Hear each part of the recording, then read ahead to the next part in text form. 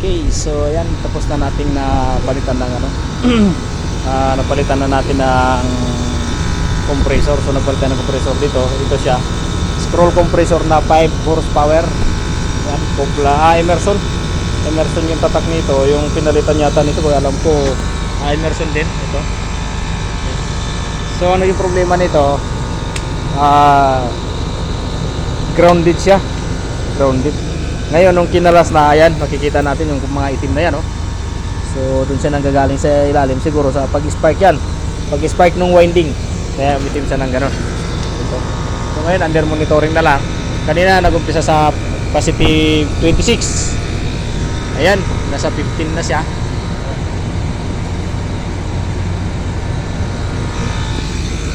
Yung ating karga sa liquid, meron tayong 225 liquid line. Yung ating suction nasa 25 psi. Yung ating amperes is 23.8 out of 28. Yung ano nilo inito is 28 amperes yung full load current nya. Hindi natin biglayin kasi bago yung compressor. Ayan, so dito tayo kumuha ng liquid. Ayan. Apo.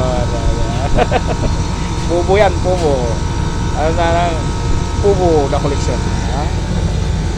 So pressure band, no? Ay, ito ay nasa di 40 ito, no, pare? Ay, 36. 30? Di 30 yan. Pang 10-wheeler. Yan. Kaha ng 10-wheeler truck, ginawang cold storage. 5 horsepower yung kanyang in-install. 5 horsepower yung capacity ng compressor niya. Yan. So monitoring na lang. Okay, yan na lang. Goodbye.